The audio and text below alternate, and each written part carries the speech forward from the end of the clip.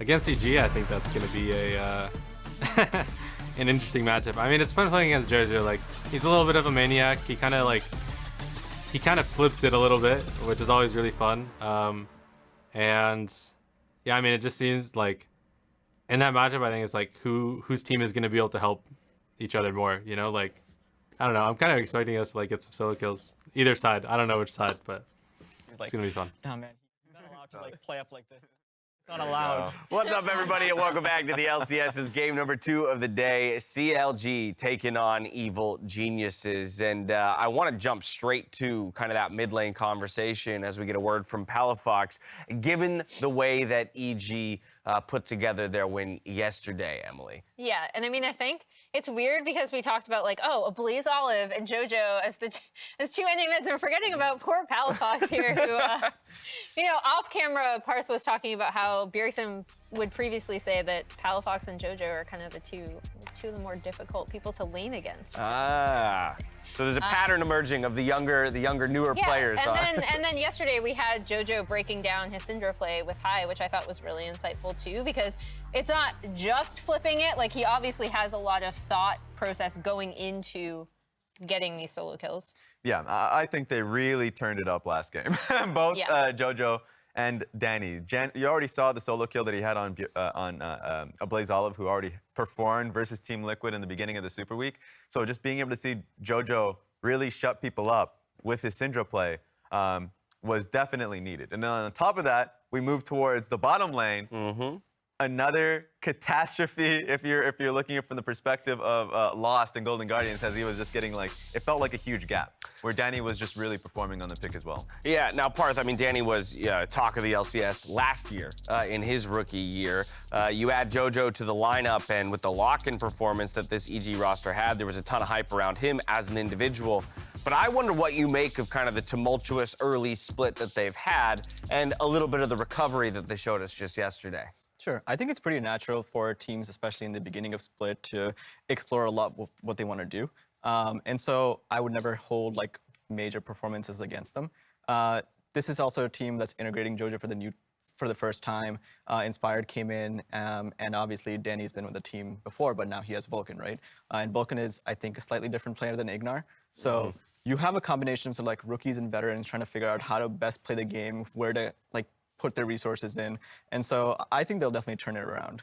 Yeah, I mean, like, regardless of age and experience too, player integration is always difficult. Look across, you know, look across the Atlantic with how Vitality is doing with what was perceived as a super team, right? Sometimes it takes longer. And so even just yesterday, where they picked up 2 wins, just like that, they're already turning around. They're already looking quite good right now. So it's going to be exciting to see if Evil Geniuses can cap it off with a 3-0 this day. Yeah, and I mean, I think the big thing for me in EG's win is how they were playing with JoJo and Danny. So specifically in a lot of the set plays we looked at previously when they were doing really well in lock-in, here we're actually going to see Golden Guardians kind of posturing around the Herald. They're able, EG is actually able to kind of hold them off.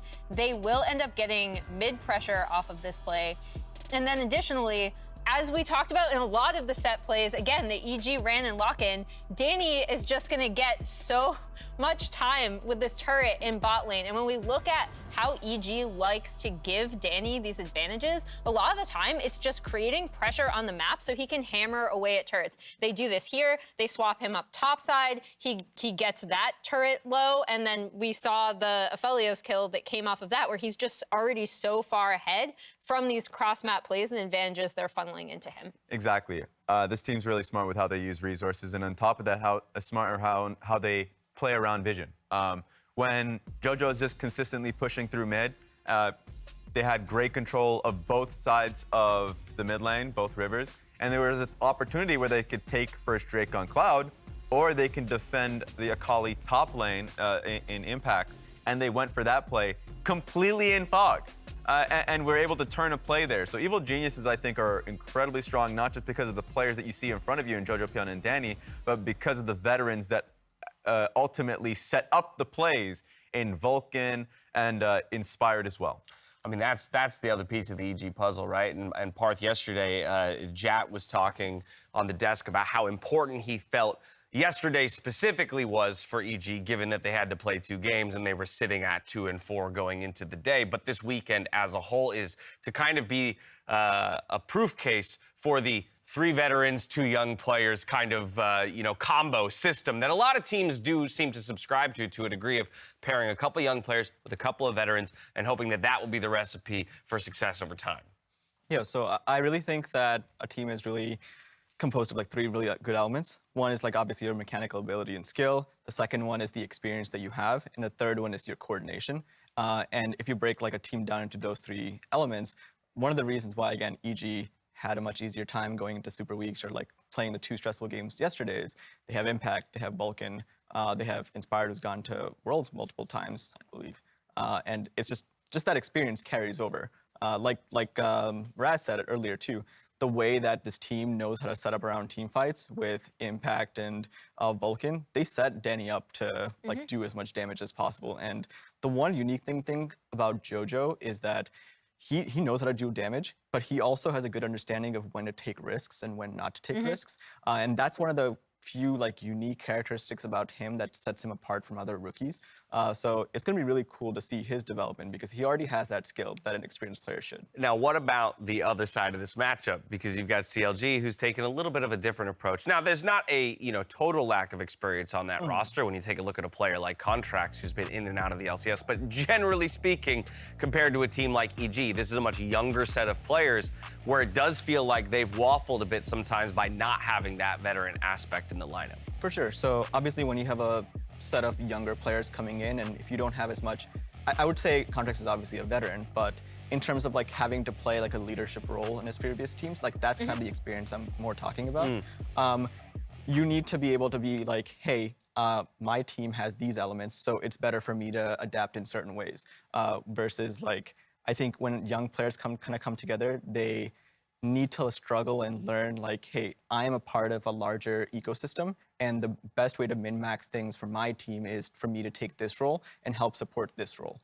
And I think that's what, I think CLG will struggle for a fair bit of time, but I think every player who goes through a system like this, ideally it should happen in an academy, but once they come to LCS, when the pressure is on, right, they'll come away from this experience being stronger players. Well, we'll see if CLG can step up to the pressure of the day and take down an Evil Geniuses that now sits at 2-0 on the weekend, looking to make it a 3-0 to close things out in the first round robin. We're back over to Flowers and Azael for the call.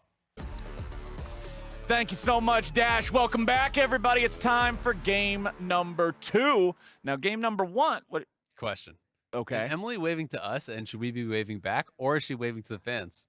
Waving to the fans, because since they're not here, we have to appreciate them in the ways that we can. Okay, so we don't have to wave back. We're not jerks. I am saying this also to absolve myself of the potential guilt of being a jerk. But now that everything's taken care of with the clear, obvious answer being selected, let's see what's going down in Champ Select, because it's Aphelios, Jhin, and Karma banned out on the blue side, while Jinx, Caitlyn, and Ahri are banned out on the red. Marksman ban. Yeah, 4 marksman bans. There's more than Aphelios and Jinx in the game? Zeri's open. There's 4 marksman bans, but none of it is called Zeri.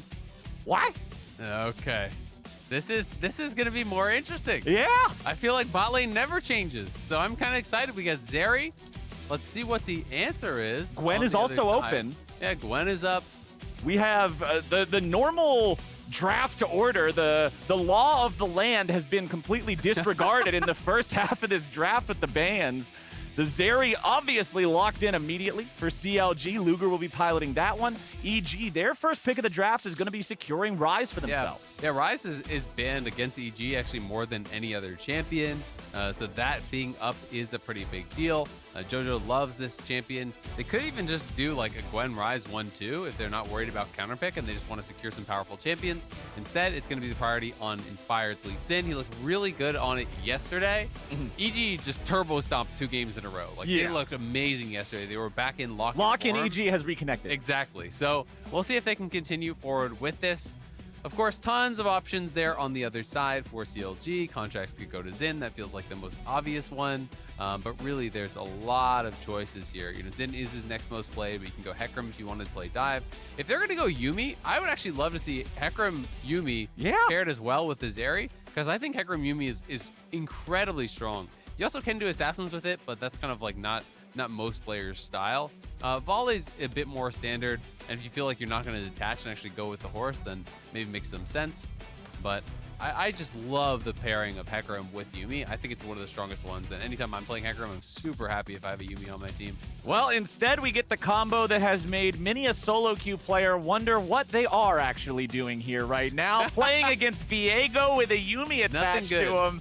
He doesn't even need a Yuumi. Scary time, man. Anytime Viego gets a reset and then just gets another reset and he presses like R 5 times in a fight, I'm like, but it's even worse when he has a cat. Legends, really. It's worse when he has a cat. It is worse. It's just the insult to injury. And then the Yuumi one tricks always have the like cat emotes. So it's the untargetable cat spamming the little happy Yuumi face and stuff. Yeah, and everything's a cat on the Yuumi one tricks. All of the emote wheel just feels like it is centered around. They're very invested in their champion. I will give them that. It's really immersive stuff, you gotta say. But they're testing me when they're spamming that, and they're strapped onto someone that's one-shotting me, and you're like, and you can't even hit them back. Deserve it. You can't hit them back. They're like the guys that taunt hockey players from the other side of the glass from the audience. Behind like, the bodyguard. Hey, you can't get me. You can't get It's me. the little brother with his big brother in front of him.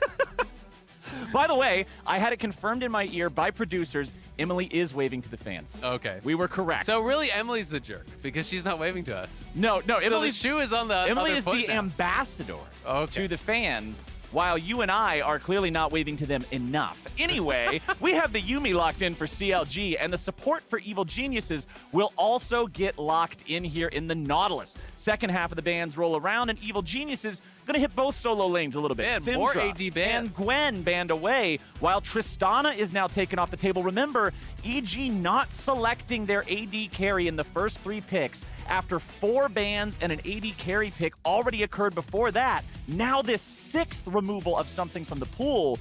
This is really starting to knock things down a couple of tiers. Yeah, it absolutely is. I'm curious to see what Danny's going to bring out. I mean, the next most popular in pro play is Ezreal, but like Ezreal Nautilus isn't the best lane unless you're going to actually just send the Nautilus on a roaming mission and try to play that. You know, there are more aggressive Samira? options. You can go things like Samira. You can go things like Draven if you want to play kill lanes. Obviously, you know, Xayah, Sivir. There's tons and tons of ADs out there.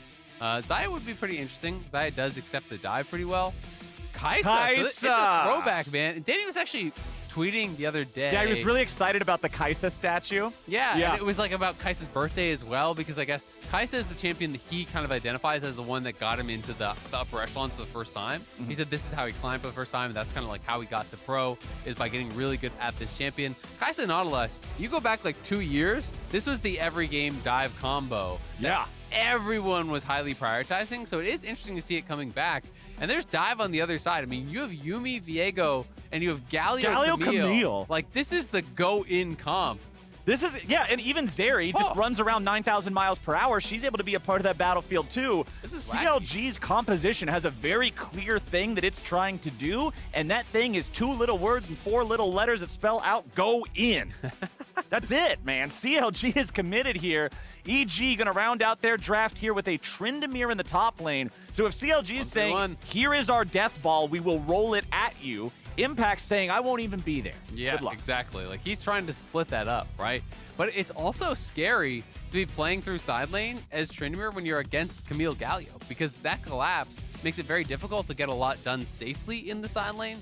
So it's going to be really interesting. I mean, it's very tough to team fight against Galio as the Tryndamere, because if you get taunted up, rooted up by that Yuumi ult as well, that's very, very tough to actually stick to some of these targets. Like, basically, your only good target as Tryndamere in the fight is Zeri, but Zeri's going 10,000 miles an hour with the cat strapped to her, so it's really, really hard. It's just Turbo Cat, you know? You like, I'm just imagining this woman with a cat like duct taped to her arm. It's just ready to go. just Nos shooting out the butt, just some flamethrowers zooming you down. Oh, the mental imagery brought about by a game with a cast of characters quite as wide as League of Legends. Once you have 160 champions, the combinations are just endless. They are. I would love some more aliens, though, I will say. You want Maybe some aliens? more weird champs. Yeah. What kind of aliens? I don't know, anything. There's all kinds of different I aliens. just like weird champions. I think it's fun to have them in the game. That's true. I like aliens as well. Aliens are cool. Or You know? badass. Some of Maybe them like are a dinosaur. one, some of them are the I'd other. be down for a Dinosaur dinosaur. alien? Yeah. With 2 heads that breathes slime? I would play that. Me too. Even We if could it's play not that together. We could each play Yeah. one head. Yes, that's it. All right, there you go. Balanced team, tandem champion, 2-headed alien puke breathing dinosaur. For what it's worth, I think we would be horrible. Probably. Yeah, Yeah. exactly. But it would be fun. It would be great. This would be a bonding experience. This would take us to the next level here, buddy. Yeah. But anyway, let's go We're ahead ready and for it, take a though. look at what we got here because it is Predator on the Galio. We've seen this plenty of times. Helps you rotate to those side lanes. Really get a lot of use out of the ultimate there with the heroic entrance. Poome's got both exhaust and ignite for lots of in-combat power there on the Yuumi. Other side, Danny with the Halo Blades on Kai'Sa for those quick bursts of damage.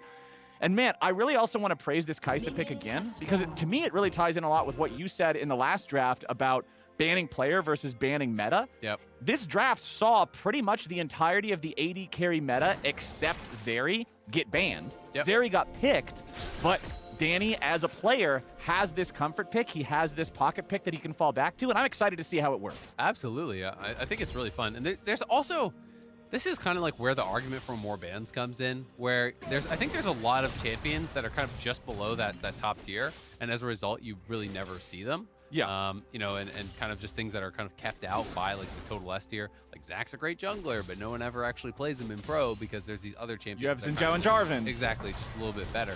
So it's kind of fun to see these games sometimes when the bans get mixed up and see where players do go to. Kai'Sa going to be the choice in this case.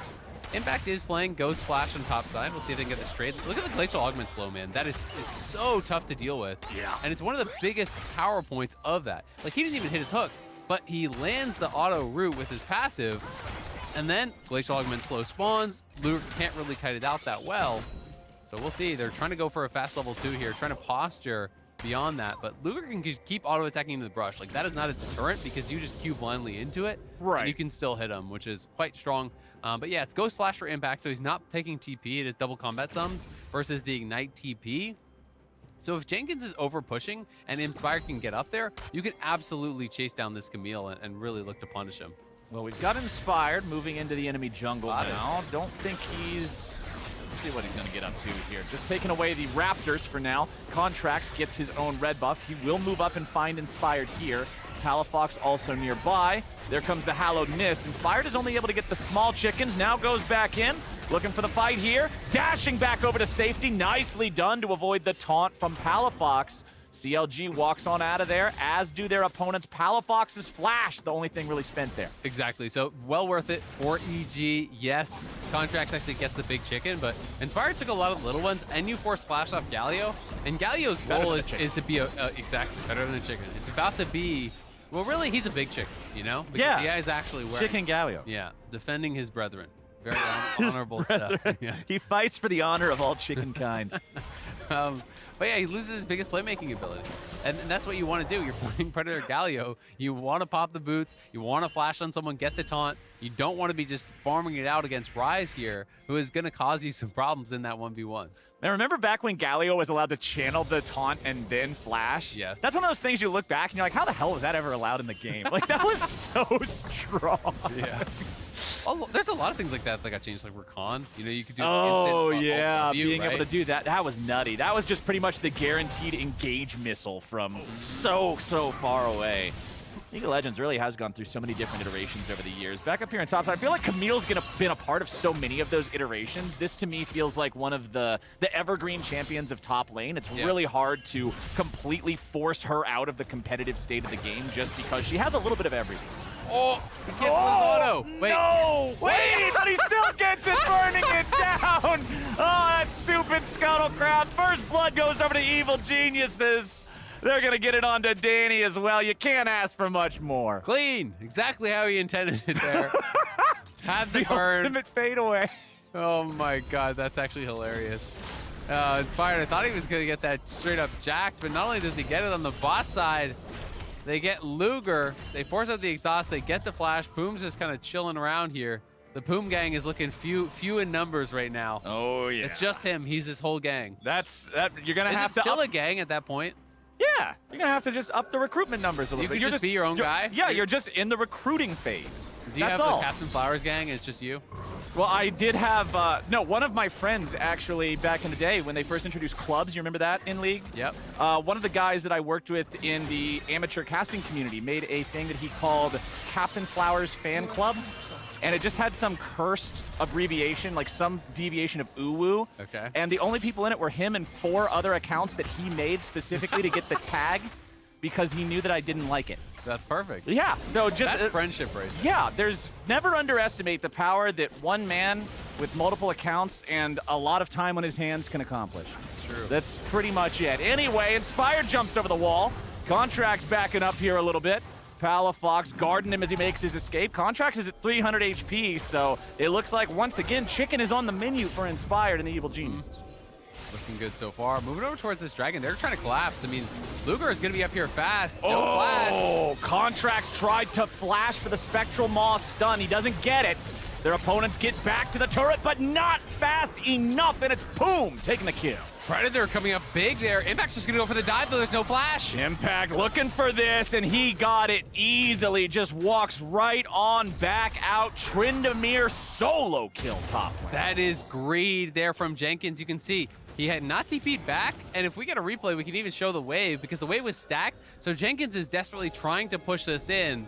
But when you overstay, your opponent comes back with their buy. You haven't been back to base yet. It is brutal, but no flash here on Palafox. They can finish him with passive. Oh, another one over to Drumsticks. Danny. Oh, no. Let's take another look at how this happened in top lane. Jenkins was 6th first, but look at his mana pool, so low. Exactly. It's the overpush. He's spending all his mana on the wave. Try to just shove that out because he knows if he bases, it's going to get frozen on him, and it's going to be in that awkward spot. But unfortunately, his jungler is not there to help him push it in. He tries to fix the wave himself. Impact gets the easy kill. Tier 2 boots to no boots, ghost to no ghost. You're a lot faster. You can chase him down. This is one of those things that I feel like becomes so highlighted in Tryndamere matchups. It normally stands out in ranged versus top lane matchups, but just the presence of boots in this champion, no matter who he's up against, feels so important. Jenkins is rushing towards his mythic item. You can see the Sheen, Longsword, Ruby Crystal in inventory, but he's so slow when Impact goes to run him down. Situations like that just feel unplayable. Absolutely. You've got to be so careful about the overpush, and that's one of those cases where you sometimes just have to take the L and just accept, well, the wave's going to be kind of screwed for now, but after I buy, I can come back. He hopefully can't just straight up all in me once I have my money spent. Right. And then I can try to fix that wave, or call your jungler up, or call your mid laner up. You know, it's got to be something like that, because otherwise, that's what's going to happen. You'll get chased down. It's all about the extended lane for Tryndamere. That's where you really get the value of the ghost. Well, Impact is sitting pretty right now. However, do want to hand it to Jenkins. Despite the fact that the situation didn't go great with a solo kill, the farm situation is still just fine for the Camille up here. About 1 wave ahead of Impact. Still a couple extra minions for Impact to farm up, but still nothing worrying for Jenkins in that regard. Yeah, no big concerns. We'll see if Impact can look for another kill. You know, he's not going to go for anything really until Ghost is up again, at the very least, and then you still need to have that extended lane. And you need to have some of the spells actually spent, because if Camille has hookshot, you pop Ghost, he's just going to kind of jump away and be chilling unless he's way overextended. I mean, yeah, even in the replay of the solo kill, we saw that Jenkins used the hookshot, and it was Impact flashing on top of where he was going to try to stop him a little bit short and just maintain that distance. This is kind of interesting. Luger just went up straight up Swifty Boots Rush, so he's right to that. You know, prioritizing the move speed doesn't mean his combat power is like nothing. You know, he just has the Sheen basically, and you look over at Danny's inventory, he has a lot of AD over this guy right now. You know, Danny has the Noon Quiver, the pickaxe, and the longsword on top, where it's just D-Blade plus Sheen, basically. So you're really relying on your mobility here as Luger. You've got to be able to sidestep everything. The Swifty Boots slow reduction is going to be pretty nice against Tryndamere for locking the shout. It's going to be nice against, you know, Nautilus E, against an unempowered Ryze W, etc. So there is some value there. But I do think there's also a lot of kind of just like point and click CC, which Swifties are not going to help you with, right? Like if Nautilus presses R and you get empowered Moon Prison off that, Swifties don't do anything because you don't get the move. Yeah, that's one of the reasons why I liked seeing the Ryze being the first pick for Evil Geniuses after the first pick Zeri from CLG. Not just because it's banned frequently against EG, so it's a good pick of theirs specifically like you said, but hey, point and click Rune Prison, it doesn't matter if you have 950 movement speed, he's not gonna miss. You're moving really quickly in place. Yes, you are. That's where you're like, pick up a dog and their legs are still going. Yeah. Kinda 35 like miles an hour on the treadmill is still 35 miles an hour, not going any particular direction. As Evil Geniuses, they're going to find themselves an easy kill onto Palafox. That is the cost of taking the Drake for CLG. Yep, gonna be able to get a kill. Unfortunately, it means they're gonna lose a lot more. I think actually they're gonna lose the entire tower because Herald is here and they're actually pushing in on this. So they'll get another plate down, drop the Herald as that third plate is cracked, and they should be able to fully kill this tower here. Looking for an all-in, though. Oh, Danny's going to lose a lot of health on that one, but they force Luger to step back now as well. Danny at about 50 HP. Contractz is coming around. I think the Evil Geniuses' two-man lane down here is done for. Vulcan will die shortly thereafter. Nice pickup, nice punish from CLG. Yeah, really good job there. EG tried to pull off the turn, but Luger just flashed it out and then used the move speed to catch back up once again. Would have loved to see Poome just give that one over to Luger, because that was even a shutdown, right? And Yuumi just does scale well with gold, but you really would have preferred to have it onto the Zeri. Jojo now making the collapse here, spends the ultimate to try to help Inspire defend his jungle, but with Palafox on the move, they can't do it anyway. So it's a good swing of gold there for CLG, who was starting to fall behind, who was starting to be in a little bit of trouble. They're still going to be down gold because they lost their entire mid lane, but a lot better off than they were. And as we're getting to the point of this game, 11 minutes in, we're starting to see more rotations, starting to see some larger fights. I do want to bring up that both of our mid laners have that sort of a threat that is not present on every mid lane champion, where they can turn a skirmish quickly the other way because of their ultimates. Galio's is more pronounced. It has a combat effect upon cast, but Ryze can do the same with a well-placed Realm Warp, right? So both of these guys are constantly going to make their opponents double check and triple check. Hey, do we have man advantage? What about mid? Exactly. You have to pay attention to these roaming mids constantly because they can swing the fights very, very easily. It does seem like CLG took a pretty late base on bot side, I've got to say. They kind of overstayed and tried to get some plates. They did get the plates, but then Danny was already back to lane. And the problem is when you overstay like that, yes, you get a play for it, but Danny got to deny your entire wave and take 2 plates because you base so late that by the time you're back, there's not really much happening, and you can't just stay in lane with just the Sheen. Like, he had 2,000 gold to spend. EG, though, looking to set up a dive here. Oh, EG! They're going to turn that around as their opponents tried to get Danny first. The heroic entrance shows up to protect Poome, but Luger is already dead, and Evil Genius has got his number. And they just have to leave immediately. Another plate going over to Danny. The first 2 were solo gold. He got a kill there, and then a half plate. So he just got, a lot of gold, a good 700 plus in his pocket just from that exchange of plays. This one should be solo as well, so make it even more. Like, he just got back to base, he has another 1600, and he already had the earlier mythic over Luger, so Danny is going to be very, very far ahead. All right, Isaac, I gotta ask the question now, because we're still about a full minute away from the plates falling down, and it looks like Evil Geniuses might be able to get nearly 2 full turrets before it even happens. What's the bandage for CLG? How do you stop this bleeding 3,000, almost 3,500 at 13.5 minutes into the game? This is dire. It is. I think it's about the Galio, but unfortunately they haven't been able to find any effective Galio ultimates. That one was Palafox trying to make the roam down towards bot side, but he gets there and Luger's already dead. So he's just ulting in to actually save the Yuumi from being redove. But that's really what you're looking for. That's kind of your playmaker. You're either hoping for that or you're hoping for some sort of a fight, around an objective where Luger can stack up the move speed, can kite it out, can make this extended fight happen where he avoids the CC or kites so far back that the CC doesn't matter when the Nautilus ult connects, and then maybe follow forward there. Because it's going to be a lot about this Yuumi Zeri combo in the 5v5. 13 plates for Evil Geniuses. Danny's going to get dove, and CLG just absolutely explodes the enemy marksman. Nice pick up there, and they'll get the tier 1 turret right after. And those are the kind of plays that we need to see out of this Galio. Galio cannot just chill and trade farm against the Ryze. You need to be active on the map. You have to be moving, even if it means you're going to give up farm. Because Ryze will just scale way better than you in that 1v1, will be able to play side lane way better than you. So you've got to make things happen. You've got to get your team to a point where they can kind of carry for you later on. And the exact kind of move we want to see from Palafox. He's going to be level 11 here relatively soon. He has the Predator going to be about halfway up now, and he has his flash. So you want to see him look for another play here pretty quickly. Try to get more gold in the pocket of the Zeri or even the Camille, because if you can win on one side of the map, then you can play through that very heavily as the Galio. Then you just become kind of, that back pocket pick here for the Tryndamere or for the Zeri.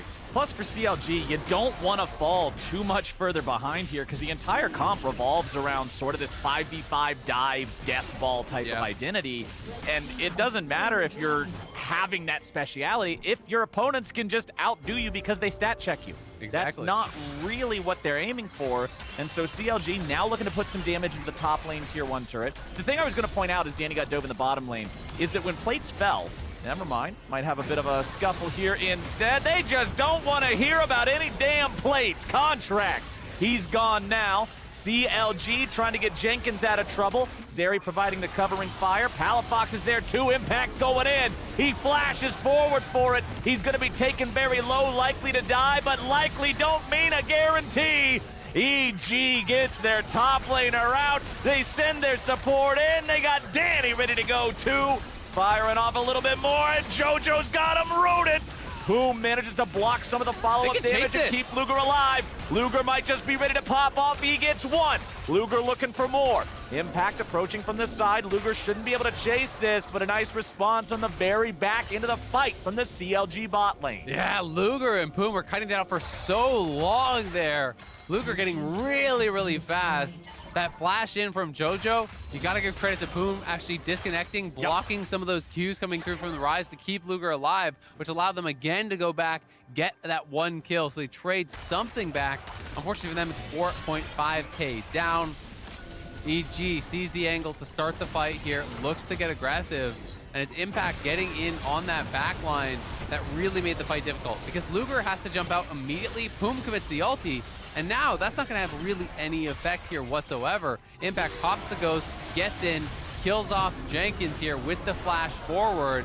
Everyone arriving with JoJo's ultimate, so both the Galio and the Ryze popping their ultis there, and it is that extended trade. JoJo on the top side, though, going to get picked off again, maybe. JoJo's pretty low. Contractz still chasing after him. There's that Yuumi Viego combo I'm talking about that does not feel good to try to get away from. Old two-sided pincer. They found themselves a kill.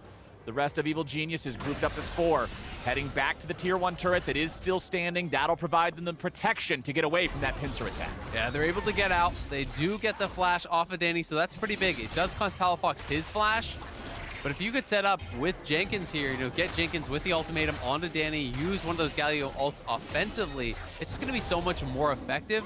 The defensive Galio ultimates can work, but it's more up to what the other team is doing than what you are doing. Oftentimes you pop the ulti, they just kind of disengage when it is defensive. So you want to see the proactive use of the ultimatum plus that hero's entrance at the same time.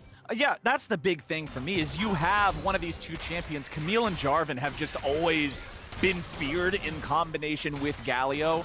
We've even seen metas where this is like, hey, sort of the entire thing revolves around this combo, right? So when you have this setup for it, you love seeing it be enabled to get that sort of a use. So let's keep watching for that as we move forward. Drakes are currently tied 1-1 between the teams. Is an Ocean Soul here? You were talking a little bit last game about how Cloud Soul is not normally what teams like.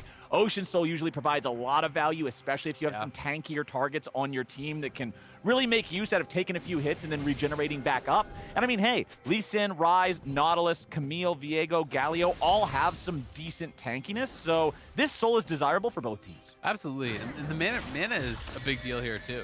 You're always going to be feeling pretty good about getting that additional mana back. So going to be highly prized. We'll see if both teams do go for it or not. The next one's going to be up in a minute. It is EG that has the better vision in the area. CLG, or excuse me, hasn't been able to really get much as far as the way of forward vision. And hey, speaking of mana, the Winter's Approach just completed for jojopyun. This is the item that turns into Fimbulwinter once the tier is fully charged. He's currently at 345 out of 360 stacks, so he's going to have that extra power spike of that completed and fully charged item in time for the next Drake when it's full. Yeah, Ryze is just so strong because you can go these crazy tanky builds and still have true threat on the carries, right? Yeah. It's not as though your damage isn't really heavily limited by it because you have scaling with the mana. Just your flat mana increases your damage on this champion. So going Fimbulwinter, going Frozen Heart, makes you incredibly hard to take down and still have a lot of relevance in those fights. You can position more aggressively because you are more of a mid-range character. You're not really someone who can sit in the back and still get a lot done. So, exactly. So it's just a lot safer than the full AP builds and still has a lot of output. EG, though, full control in this dragon area. We can see Jenkins is down towards that bottom side, potentially trying to have an angle on a flank, but I think it's a tough entrance here for CLG. Alrighty, Evil Geniuses. Let's see if they can control this Drake without a fight or if CLG feels compelled to try to stop them. We do have a lot of players from both sides nearby. Looks like all 10 have showed up to the party. Impact spins away from Jenkins. Tryndamere without a full Fury bar, not nearly as strong in those 1v1s as if it is charged, so Impact doesn't want to deal with that just yet. But my goodness, Jenkins just immediately gets popped. Impact tries to get back out, make sure he doesn't die in retaliation. He'll stay alive, but just barely. Impact doesn't have a whole lot of a role left to play inside of a big team fight now. Oh, but a nice potential catch onto Danny. What are you doing there, buddy? Poome gets a killing spree off of it, despite the fact that they got the pick at the start of the fight. Evil Geniuses are now forced to retreat with damaged health bars. Yeah, not expecting Zeri just go over the wall there. I think just didn't keep that in mind, that Zeri can just dash over the wall, be right on top of you out of nowhere. Because, yeah, the initial part of the fight went very poorly for CLG. No one's actually doing the dragon, though. They're scared that Baron is being done on the other side. They're even TPing in for it to actually stop it. I guess they just didn't have any knowledge. Yeah, their read was it's a full-on Baron take. No way that they can start it up, but now they maybe even lose Dragon, which would really kind of hurt after you were able to battle your way out of that fight and finally get it. But still, we need to see the ultimate combo from Jenkins and Palafox, because at the beginning of that fight, Jenkins went down, Palafox wasn't even popping the ultimate yet, and now it's just another 5v5 over here. Okay, Drake fight number 2. Let's run it back. Let's do it again. Impact without Undying Rage for a few seconds more means Evil Geniuses cannot commit that Tryndamere into the melee if this turns into a full-blown fight. However, they're immediately going in onto Inspired for the side of CLG. They want to find that enemy jungler. They won't get him. Instead, it's going to be Luger killed off by Evil Geniuses. 1-for-1 trade so far. Jenkins trying to get away as jojopyun's dealing with Palafox here inside the Drake pit. Danny going to be pressured by Jenkins. Meanwhile, back into the melee goes Jojo. Palafox gonna die. The dragon goes over to the side of CLG. Contractz trying to go to Reset City, but I'm sorry, sir, the city's closed. Shutdown goes over to Impact. Ace over to Evil Geniuses. Nicely done by EG. Great team fighting there. They took out Luger before he could do anything. Getting in on top of him, locking him down. And with Luger falling, CLG just didn't have the damage to stop this Bud Light ace. We can watch it one more time. They go over the wall here. The call is to actually try to burst out on Inspired. Luger jumps over, but then track Vulcan. Vulcan flash in, immediate hook, then Jojo flashes over the dragon to land the Rune Person and not have that dragon in between him blocking the Q combo. So he gets his full rotation out multiple times on Luger. It's just great follow-up there from Jojo and the great initiation from Vulcan that meant with Zeri going down, they didn't have it in him to win through this fight. And then for a brief moment, you're thinking maybe, just maybe, you can turn something around if he could actually get that reset, kill Danny off with the Ryze combo, get another reset, but he gets crit immediately, and you can see the frustration there for Luger, knowing he got burst out and just doesn't have a QSS. Like, look at damage dealt. Couldn't do anything in that fight. 57 feels like you probably got one Q off on front line, and that's pretty much Impact, it. though. I mean, he started that fight without his ultimate. He was slapping people. 29. Tryndamere is absolutely online here in our second game of the day. 6,000 gold lead for the side of Evil Geniuses. Yes, they might have lost that second Drake, but honestly, in a game state where nobody's even close to a soul, every single day of the week, you're taking that trade. Absolutely. And the fact that they, can now threaten Baron, like they have such high damage. Oh, however, you want to talk about high damage, say goodbye to Danny, say goodbye to Inspired. The enemy jungler is dead, Baron is on the map, and CLG might have just found their way back into the game. That's a really big pick from them there. Able to get the kill on Danny, who's been having a lot of problems actually staying safe in this one. His 4th death already. EG just says Baron's gone, so they're going to continue the push here. Jenkins already going to be heading back to try to answer some of these waves potentially, because Tryndamere's on the tier 2. We're gonna watch this go down, but they will at least get a tower back on that bottom side with Jojo and Impact working on this one.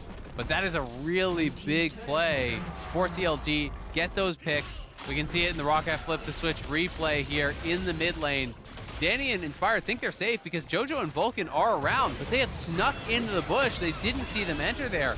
So when you see it from their vision, it doesn't really feel like Danny did anything wrong. Like, they had no idea. They had a ward in Pixel, but the ward was placed after Poome and Contractz snuck into the brush. So it's just really good patience for them to not reveal themselves when Nautilus walked into the river.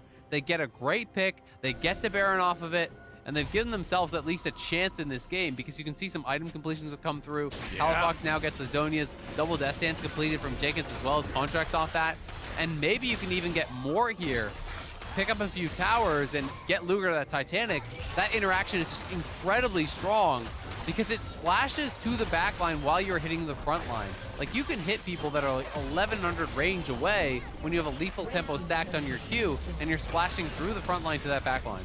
And talking about interactions that are strong, I really like Death's Dance if your team composition is centered around these death ball style dives, because that means you're all going in, everybody's unloading at the same time, ready to try to commit for these kills. So you have a really solid chance of being able to take somebody out, get that takedown, and get that damage cleanse on the bleed to give yourself a lot of artificial survivability. Absolutely. You know, and you're talking about the play patterns. It's so good with the play patterns that someone like Viego has, right? You throw up all that damage, you cleanse the bleed, you get the reset for healing with the soul. Like, you can, it all is kind of working together very, very effectively. And it's a very high physical damage comp with Tryndamere, plus the Lee Sin and the Kai'Sa, so you're going to get a lot of value there. But the fact that it's solo AP as Ryze is threatening, and it's tabbies everywhere, right? You know, it's tabbies in the jungle, it's tabbies in the top lane. So if Ryze gets a hold of someone, he is going to absolutely light them up. There's not a lot of tenacity on CLG's side, and there's really no MR to be spoken of. Yeah, it is definitely on JoJo to have a very solid performance in these fights and flex the fact that, hey, you're the one AP champion against a bunch of armor stackers. It's one of those situations where, yeah, it feels good to be that guy because you get to be the big dude ready to carry the game, put it all on your back. But at the same time, if you slip and you let it fall off of your back, everybody's going to be noticing. Everybody's eyes are going to be on that. But everybody's eyes are on the Drake right now. Remember, it's a 2-1 lead for the side of CLG. Evil Geniuses have all 5 men ready to go here. Palafox was back in mid for the side of CLG, clearing out the wave, but now he's ready to move in, particularly with a heroic entrance. Oh, it's going to be Impact. They go after the EG top laner instead. They get him stuck in a Hextech ultimatum. He wants to continue running away. Gale Force, everything, the whole kitchen sink, but it don't matter. They still killed the Tryndamere, and they force out the flash from Vulcan 2. Evil Geniuses is on the run. They will trade the Drake for 1 death. Yeah, that is Zeri's flash, which is a really big deal here. But Zeri got a 1K shutdown. That is so huge, as Luger already completed the Titanic before that, so he is getting very, very strong. No one close to Soul still, so CLG's chances in this game are getting more and more realistic. They were way behind, but off the Baron pick, off of really, honestly, a lot of different picks throughout this game that they've been able to find. They've been making great use of this Zeri, just be able to join teammates over the wall, dash in, you're bringing the cat along for the ride, and if someone else has already started up the fight, your ability to chase down these targets is so good. And look at the itemization, man. Trinity, Titanic, Runons, and Black Cleaver coming up next. Remember that Black Cleaver, like, is becoming a more common item these days. It wasn't built by a long time for pretty much anybody, but this thing has not only the armor shred that people remember from back when it was popular, but movement speed with the stacks too.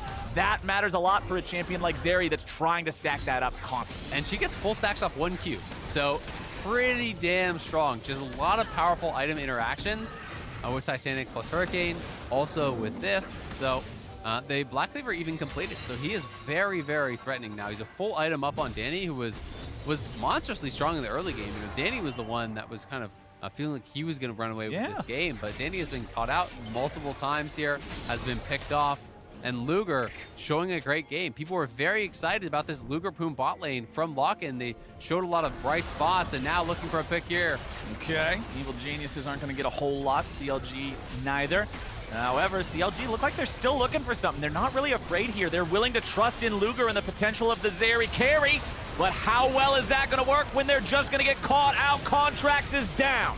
Impact now already using the ulti. He'll have to see what else he can find here in the middle. Palafox likely to be dead next. He will die to Impact's auto attack. But Luger is still alive, and Luger's still got Poome. He gets away over the wall. Luger's trying to provide the damage if he can. He's the only one who can do it. jojopyun trying to get away now. Luger's the move still speed. looking He for the can chase. angle. He's got move speed. Can he go through the wall? Yes, he will. Luger just headshots. He's gonna keep Impact going. taking him down. He's ready to keep this party train rolling. Double kill for the AD carry. CLG ain't done yet. Luger keeps on going. He is fast as hell. And CLG have found their footing and more. They just can't get onto this Zeri. He plays by the wall, even if they lock him down for a second, unless you can full 100 his hero him, which is tough to do. I mean, he has a lot of health actually in the build now with the Titanic, plus this Black Cleaver, and the Yuumi strapped to him, healing him back up.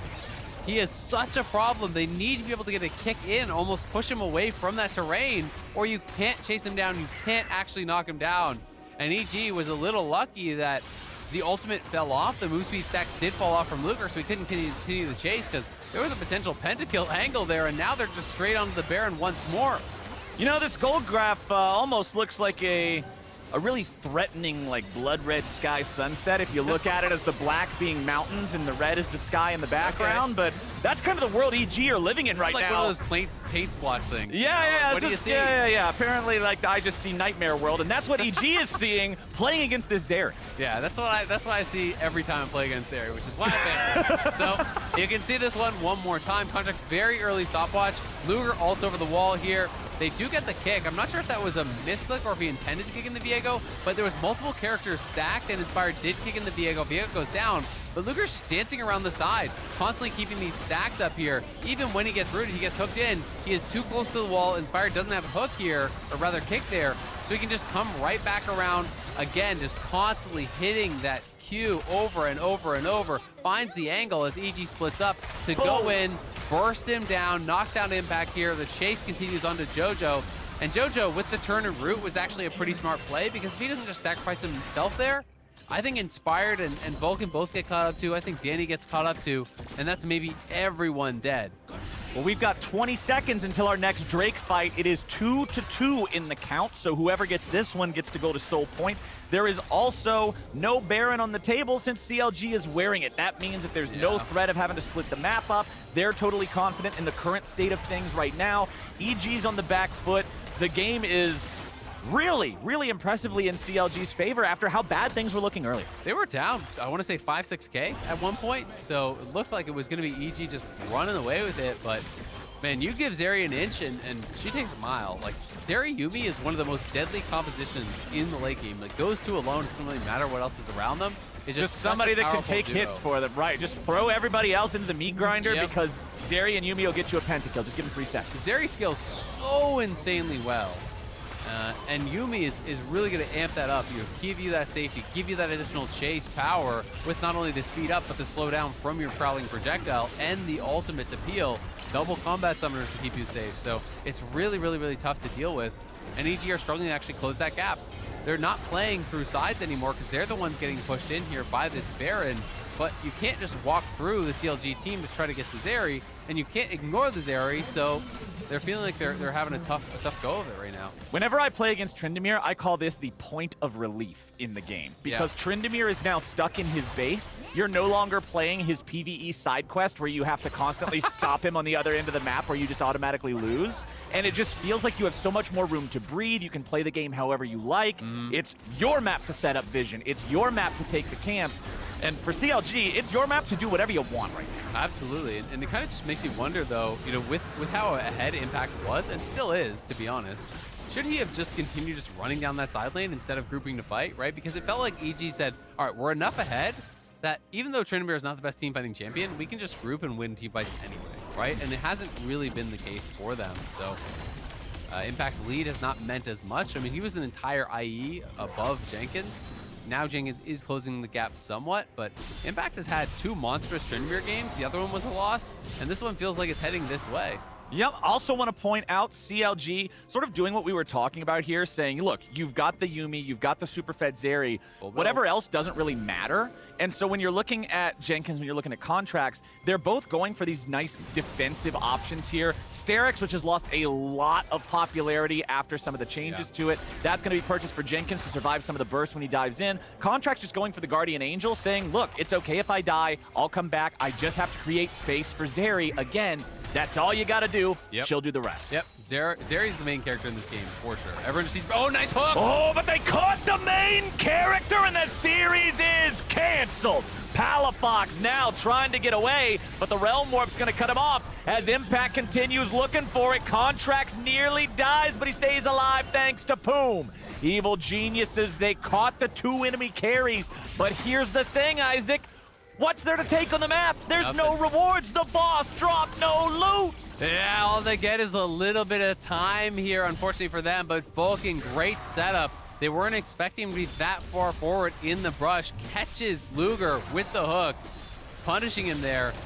Both the fights that feel like they went super well for EG were actually Vulcan catching Luger. When you think back to the Dragon Pit where he flashed over the wall and landed the hook, and then again here, instantly they go in, and if you get caught by the hook, everything else follows through. There's the root, there's the kick, there's Jojo ulting in, there's the Kai'Sa ulting in. Everyone is collapsing here, trying to burst down this area as fast as they possibly can. But you said it, there was no objectives to claim on the map. Luger with the frustration there. They used everything for me, come on! No one could block the hook. There's such a stark contrast between the frustration there and the frustration earlier in the Dragon Pit when the game was in so much more dire straits. A death at a point like this, that just shows you how confident they are in this data thing. It's just like, come on, man. You're more entertained by the fact that everything blew you up instead of frustrated by it. And maybe he did feel like, hey, Poome could have detached and blocked that. I mean, it's a tough one to do. If someone blocks it, he's probably chilling. But EG getting pushed out of their own jungle. They've already lost their mid and bot inhibitor. Does mean that there's a ton of farm being funneled their way, and you can see the items are coming through. Danny's full build, right? Yeah. The game has felt way more about the Zeri than it has about the Kai'Sa, but Danny has that threat. And if you can land the CC onto this backline and he ults in, gets a few crits with the IE, like, you will burst somebody. Impact as well is on 4 items. There's 3 stopwatches. The entire top side for EG has a stopwatch now. Tryndamere, Ryze, and Lee Sin. And it's a full-on Morello for JoJo, so they really want to cut this healing. But CLG are just going to start up the Baron here, try to pull them over there, make this fight happen. Oh, Palafox, nice taunt from Pixel Brush. They grab a couple and guarantee 1 kill there immediately. Now Luger's looking to continue the chase. Jenkins applies the Hextech ultimatum to Impact. That's going to lock the Tryndamere down. He dies before he can press R. Oh, that's got to be the end of the game right there. CLG get 3 for nothing. Impact dies to the burst before he can react. And CLG has a full 5-man push down mid.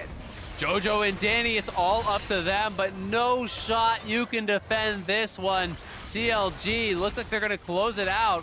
Would be back-to-back wins for them. A huge one here against EG. Oh, JoJo's got nowhere to go here. Danny's likely to just die as Jenkins chases him down. Pop the stopwatch, why not? Danny's still looking for the damage, but can't find it with a Void Seeker there. He comes right back out. Palafox wants to taunt him up. Yes, he's got a Guardian Angel. No, it's not gonna matter. Luger wants to pad the stats a little bit further. They're gonna grab 1. Are they going to make it 2? I think they just might. Vulcan keeps on eating bullets, and CLG's eating good. Evil Geniuses fall, and CLG takes the win. Nice comeback there from CLG, finding some really good picks, team fighting incredibly well, and showing why Zeri remains permabanned almost all the time here. Luger with a great game on the pick. Him and Poome from the bot lane carrying pretty hard, it felt like, in this one. Really good stuff out of the CLG bot lane. We've been praising Luger. His positioning on the champion was great. As you already mentioned, always near walls, ready to play around what Zeri's strengths are. And I really just want to give some extra thumbs up over to Poome too, playing the Yuumi in a way that was always able to jump back and forth onto these targets. I know that it sounds generally weird to praise the Yuumi play because I'm always the guy making the jokes about, just plug the Guitar Hero controller in and hit the whammy bar to ult.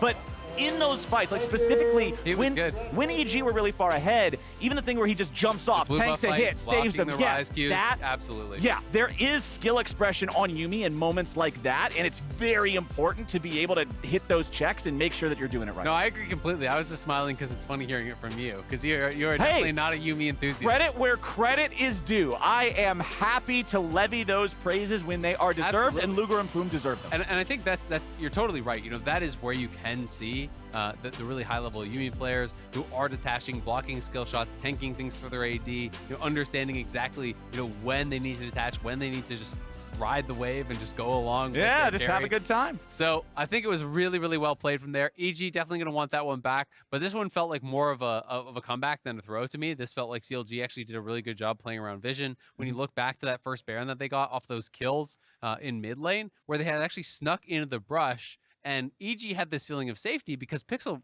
Brush was warded, but they were already in the side brush. They kill off Danny, they kill off Inspired, they get the Baron. Great comeback from CLG. Well, now that the game's done, we're joining LeTigress and the Yuumi god himself, Poome, for our Verizon post-game interview. Yay! Yuumi God got Poome on the stage for the Verizon post-game interview after the CLG victory. That actually kind of leans into one of the questions I wanted to ask you anyways. Supports tend to feel some type of way when playing the kitty cat. I know she's really good when paired with Zeri, though. So what do you make of the pick? Yeah, I mean, Zeri Yuumi is a really known combo throughout the world. So the champ's really strong, especially with Zeri, because she's a super safe champ. You know, she dashes over walls. I mean, the champion's really OP, has a lot of movement speed. So it's really safe a safe pick to pick with Zeri. So impactful in the late game, too. This was a situation where EG had a lot of early control. How do you feel CLG were able to bring it back? Yeah, I mean, we were kind of nervous in the early game. I think when we got a couple of kills on Zeri, and especially when we got the shutdown on Tryndamere, the 1K gold on Zeri, I was just giving confidence to my team. You know, me and Luger could 2v9 this game. Even if our team lost their flashes or their fights, Zeri is just gonna 1v9. So. Yeah, it was a different bot lane in general than we have seen for a lot of this season, in part because of how the bans went. Kai'Sa being brought out by Danny for the first time since summer of 2021. How did that impact the way that you all played the game because it was such a departure? Well, I think we expected it. I was expecting Samira because it's kind of his known pick. But we were expecting a ADC that kind of goes in because they pair it with Nautilus. So Camille Galio is really strong versus dive AD carries. So we were expecting it in draft, yeah. Both of these teams came to the stage today after having some victories as of late, a bit of that upward momentum. You just cut through that for EG. So what are your thoughts on CLG coming out of the Super Week? Well, we for sure definitely still have stuff to improve on, as a team and individual. So hopefully this shows that, we can compete. But we still have to improve a lot to, beat other top teams like TL and... Always improvement oriented with all of you. Poome, thank you so much for stopping by the stage. Thank you. Let's talk about this game and the epic comeback a bit more on the State Farm Analyst Desk. Thank you so much, LeTigress. And what a comeback it was out of CLG to push themselves to 3-6 at the end of the first round robin. We're going to dive straight in because we've got a lot to cover here, starting in the draft. And I'm actually going to come to you first on this, Parth, because as we were watching it all unfold, you actually mentioned how you think Camille Galio, which we saw Poome just speak about on the stage, is a pretty valuable pairing of champions, at least in the early parts of a season. Yeah, so I think when you're starting the season, a lot of teams are really uncoordinated, trying to figure out what they want to do, how they want to play team fights. Camille Galio gives direction, right? You know exactly how you want to fight. Camille goes in, isolates the target, Galio jumps on him, and then everyone else just has to follow up. So I think it just gives teams who are struggling or need to have a little bit more leeway in terms of coordinating, a clear direction. So I really like the pickup for them. We saw this from CLG last year as well. Obviously, in my opinion, it wasn't paired with as strong of a combination as Yuumi and Zeri. Yuumi can also attach to the Camille in this team composition. The thing I do want to point out, there was no Hecarim in this draft, which kind of surprised me. The AD bans, Gabby already mentioned when she was talking to Luger. And then also, I do actually think that EG have side lane pressure and a response to try to break up what Zeri and Yuumi want to do in terms of taking over team fights. So I do think EG actually had an answer, and their early game was good with their composition. But then once they started grouping, they weren't going to win a lot of those fights. Yeah, It's easy to focus on kind of like what Galio and Camille try and do in terms of isolating and diving. But what really made it difficult for Evil Geniuses is, of course, like if they're trying to dive into you. The way they were playing Tryndamere, of course, Kai'Sa and Nautilus's picks. Like if there was ever a time in which they were trying to dive on the Zeri, sometimes messed up, of course, or on any of the prime targets for CLG. Perfect. Like we have options there. We can Galio ulti to defend a little bit more, and then Camille ulti, as a flank, a primary carry, in this case the Kai'Sa. So I actually thought it was really difficult for them to try and dive in as a fight. Oh, and we saw this throughout this game, back and forth, right?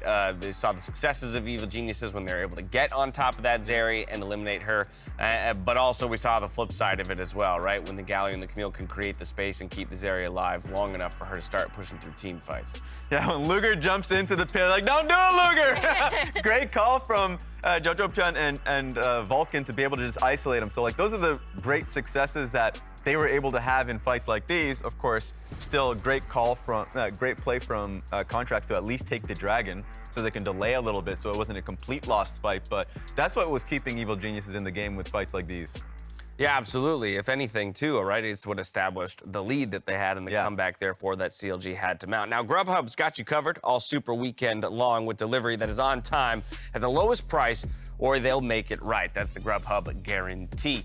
Now, use the code LCS10 on all Grubhub orders to receive $10 off on orders over $25, up to 5,000 orders. Terms do apply there. But in this game, it was none other than Luger himself who delivered the win for the squad. I want to say, if nothing else, for picking the champion Zeri, but we'll also call out this play here, too, which felt like the turning point, Emily. Yeah, also shout out to Poome, because a huge part of this is the Yuumi attaching to the Zeri. But yeah, Zeri in these team fights is just absolutely going to take over the entire game, even in man advantages, right? Where EG think that they can actually come out ahead in this.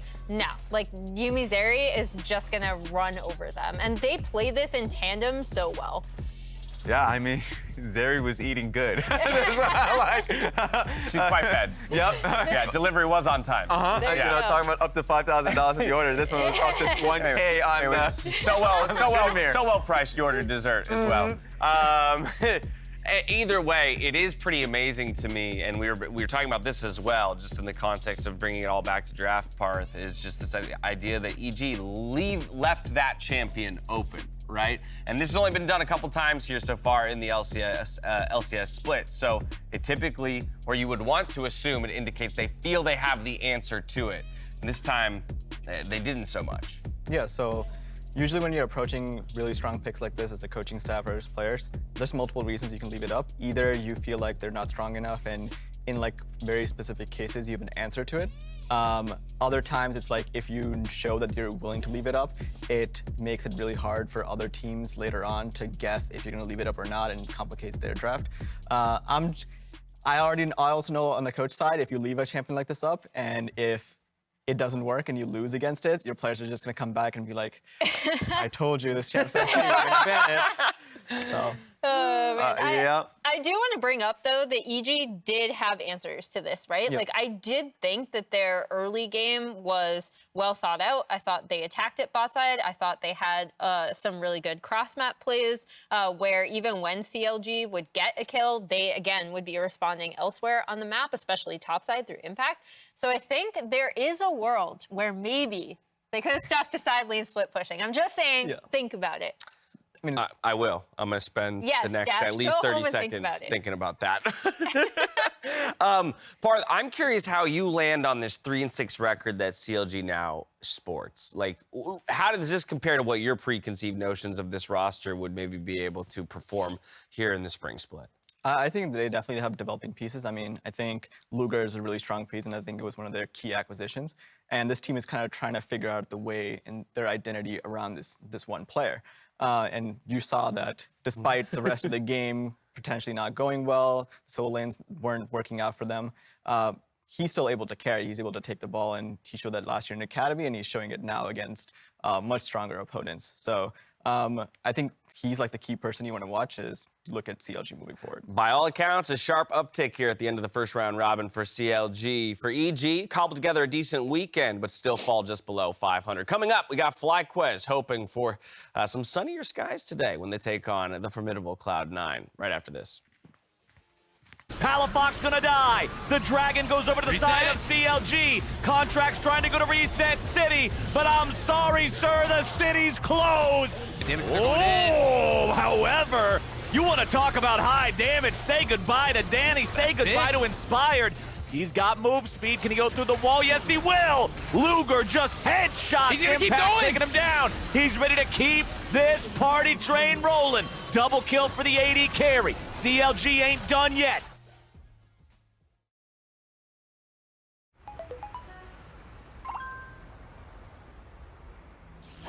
Initializing legendary moments. Take a look while you can, because if you blink, you'll miss it. I'm sure you've heard the news.